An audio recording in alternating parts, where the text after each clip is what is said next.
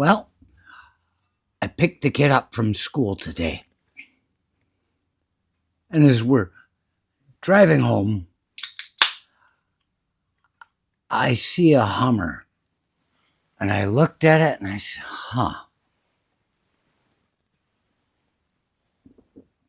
I drove a Humvee for a while, about 4 years, and I loved it.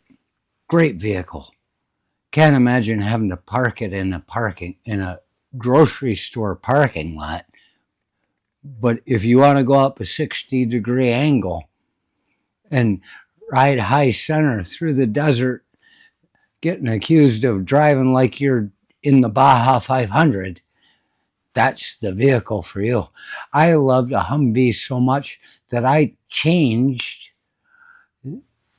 the Department of Defense, the way their PMCS, preventive PCMS, preventive maintenance checks and services, PMCS booklet worked when you did your weekly thing.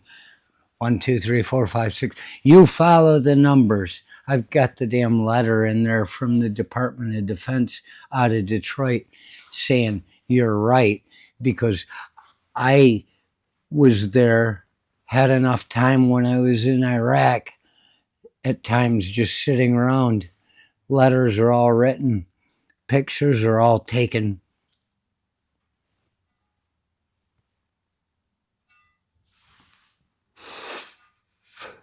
To where I opened up to the back of the manual and it says, if you have any ideas, and it's got this blonde-haired, like, cartoon lady, old-fashioned stuff, like looking pretty to lure you in to write her a love letter. She's saying, got any ideas? I got all kinds of ideas for you. I'm alone in a hole in the desert. Stuff like that.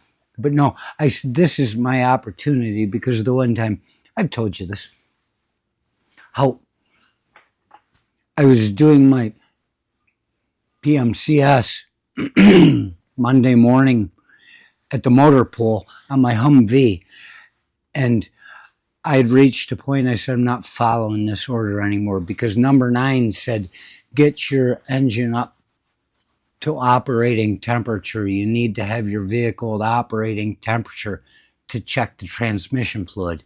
And so you have to get it heated up, run the thing for a while, stop it, and you check your transmission fluid. Okay. And then number 10 was, okay, now check your fucking coolant. You got to open the radiator after it's up to operating temperature, which means there's going to be fucking shit flying all over. Who hasn't done it? I have. Never with a Humvee. I'd driven long enough before that to know better. So I got caught changing it up, and Captain Gavlin caught me, and he says, what are you doing? Because, I would do the checking of the radiator fluid before checking the transmission fluid. What we call common sense, I guess, has never really ever been common sense. People make shit up as they go along and blame you for being stupid, for not understanding. Captain Gavlin I liked very much. He was a good company commander, but he was not happy with me when he caught me changing the routine. And he said, by the numbers, Elderquist, by the numbers. You have to follow it by the numbers. So I'm in the desert. I'm like, this is my chance. I always meant to say something, but I never had time between the drinking and the field. And so I wrote a letter. I said, hey, this is what happens. You got to change it around. It doesn't work. I didn't tell them they had to do anything, but I said, it doesn't work. I told the story about Captain Gavlin bothering me with the idea of following the numbers, the order of the PMCS manual. And I say, hey, and so I got a letter back that was from the Department of Defense out of Detroit.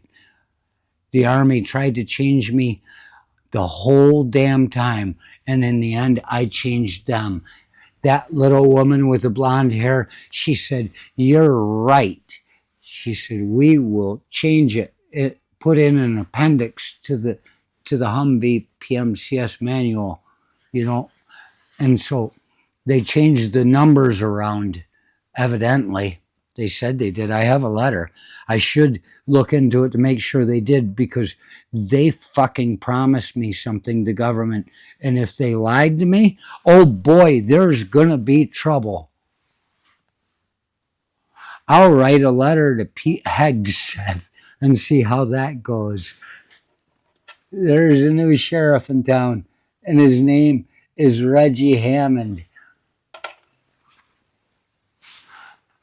I'll call on Jesus with my rose from a palm frond from Palm Sunday.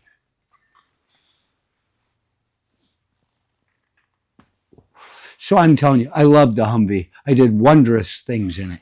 It's a great vehicle. But we saw this Hummer driving down the road. I didn't say anything at all to him about the Hummer, but it was going through my mind. Where's your mind going? Think I'm going to say that to a 12-year-old kid going on 13 next month? I thought about it and I said, the Hummer drivers must be ecstatic right now. Because once those came out onto the road, and even to this day, in the brief past, they've been the douchebags of the road. But then what happened?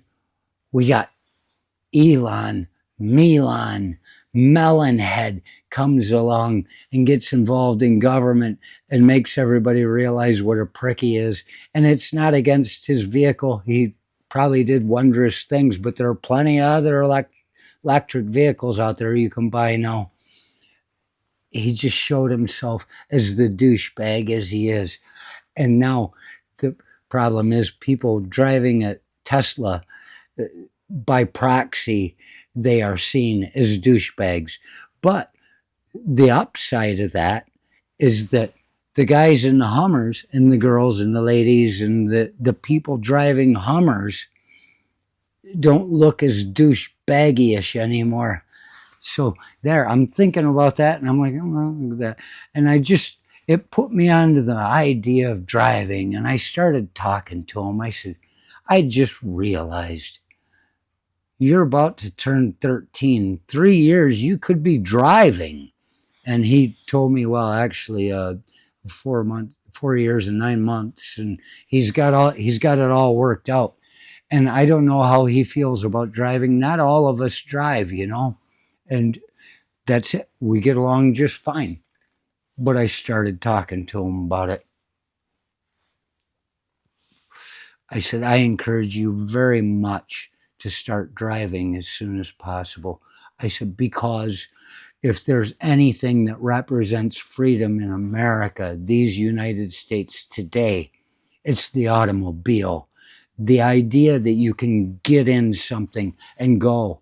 And so far, we can cross borders. We can go wherever we want in these United States. I said, get into it as much as possible, because really, that is freedom.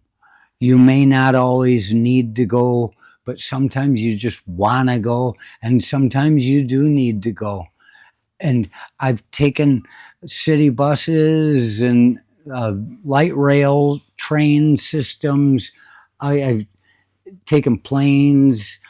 I've done everything. I've taken the Golden Zephyr across from like Seattle or something, starting in San Francisco, all the way back to Michigan.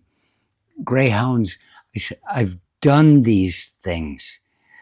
But at that point, you have to depend on somebody else to take you where you're going and when you're going. I told him, I said, you get into it as quickly as possible. Get good at driving before you ever have to.